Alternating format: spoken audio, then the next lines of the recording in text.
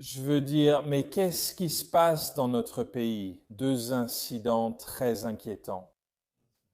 Premièrement, dans une école à Manchester, deux élèves et un membre du personnel ont été poignardés à Greater Manchester, disant qu'une fille arrêtée sur les lieux, les blessures subies par les deux élèves et le membre du personnel sont compatibles avec des coups de couteau.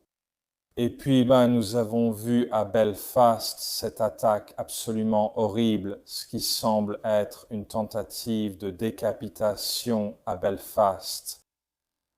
Les gens appellent au calme, mais en même temps veulent des réponses pour comprendre ce qui se passe. Monsieur le Président, le calme est essentiel après cette attaque horrible, horrible et brutale. Nous le savons tous. Le secrétaire d'État a évoqué de nouvelles informations qui sortent au moment où nous parlons. S'engagera-t-il donc à revenir devant cette Assemblée plus tard aujourd'hui, si possible, pour informer la Chambre de ces informations importantes? Concernant le suspect et toute autre information? Oui, je suis très heureux de dire à l'honorable député que je rendrai compte à la Chambre de la manière appropriée dès que je serai en mesure de le faire. À l'heure où nous enregistrons, nous avons vu la police publier un communiqué indiquant qu'ils ont arrêté un homme à la suite d'une tentative de meurtre dans le nord de Belfast, confirmant qu'un homme blessé reste dans un état grave à l'hôpital et que l'homme en garde à vue est soudanais. Et vous avez également vu d'autres détails divulgués par la police aujourd'hui. La police nous donnera les réponses à ces questions. Et pour revenir à la situation du visa, comment est-il entré en Irlande du Nord au départ? Était-ce légal ou illégal et est-il passé par la République d'Irlande? Cela explique-t-il la confusion sur sa nationalité? Son visa diffère-t-il de son lieu de naissance? Eh bien, en ce qui concerne la nationalité, vous savez que ce matin, nous pensions que l'homme était somalien. C'était lors du tout premier examen rapide de notre enquête. Nous savons maintenant ou pensons maintenant qu'il est soudanais. En ce qui concerne la question plus large du statut d'immigration, je ne veux pas donner l'impression d'esquiver le sujet. Je pense qu'il est tout à fait normal que le ministère de l'Intérieur vous apporte plus de précisions à ce sujet. Mais encore une fois, en travaillant avec eux ce matin, je crois comprendre que l'individu est arrivé en Irlande du Nord depuis Dublin, est remonté, puis s'est vu accorder un permis de séjour. Comme dit, les collègues du ministère de l'Intérieur le confirmeront en temps voulu. Des appels au calme, bien sûr, mais des députés au Parlement aujourd'hui exigent des réponses. La tentative de meurtre à Belfast la nuit dernière était glaçante. Ce qui a déjà été vu par des milliers de personnes à travers le pays ne peut pas être oublié. C'était médiéval. La mutilation systématique et la tentative de meurtre d'un citoyen de Belfast dans nos rues.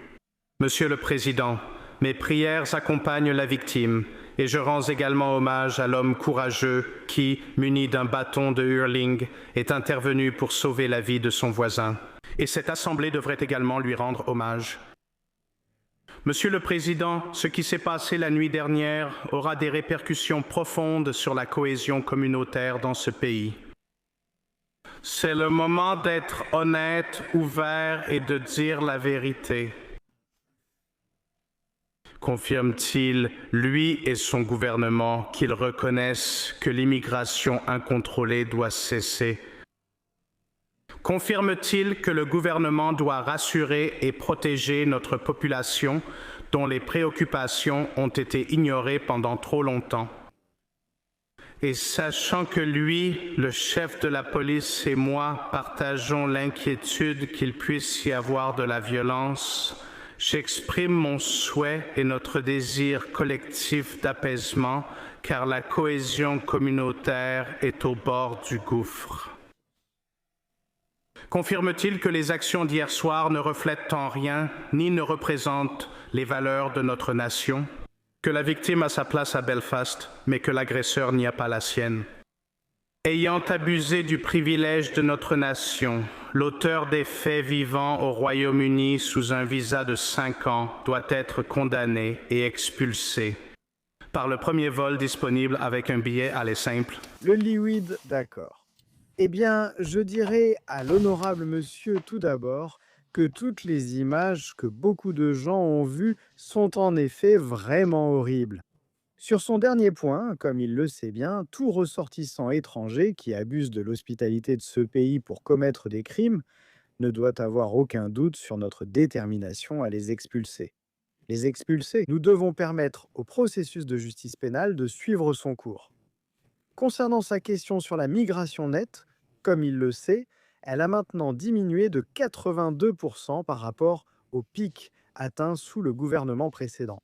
Mais je voudrais tout particulièrement reprendre ses propos en appelant au calme, car nous avons déjà vu à Belfast en août 2024 et à Ballymena en 2025 ce qui se passe après des incidents horribles lorsque des troubles éclatent dans les rues, car ce sont les communautés qui en souffrent. Ce sont des personnes innocentes qui souffrent et dont la vie peut être mise en danger. Et c'est pourquoi tous les dirigeants politiques ont une responsabilité solennelle d'appeler au calme que j'ai moi-même demandé.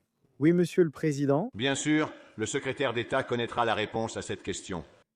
L'agresseur est-il entré au Royaume-Uni en tant que migrant illégal ou demandeur d'asile? Eh bien, jusqu'à ce que je sois en mesure de... Attendez. Eh bien, l'honorable député m'a posé une question. Aurait-il l'amabilité de me permettre d'y répondre?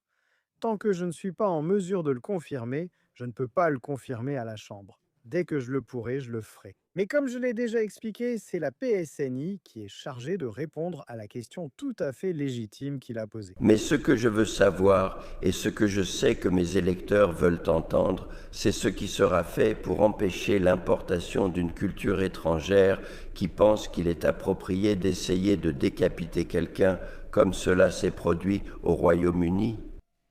Et concernant le statut d'immigration de cette personne, détenait-elle un visa avant de venir au Royaume-Uni? Ont-ils obtenu un visa après être venus illégalement au Royaume-Uni? Je pense que nous avons le droit de le savoir.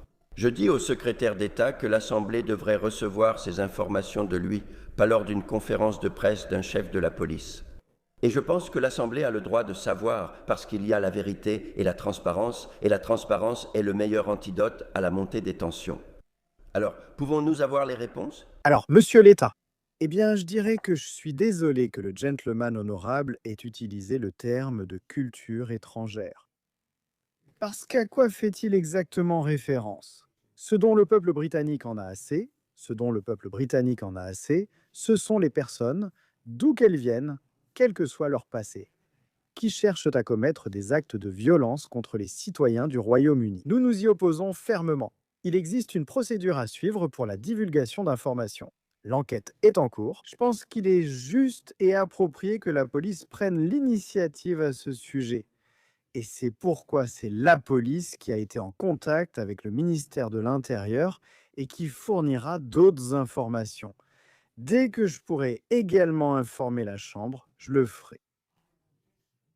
Je suis également en faveur de la fourniture du maximum d'informations possibles une fois que la procédure aura été suivie pour s'assurer que cela puisse être confirmé.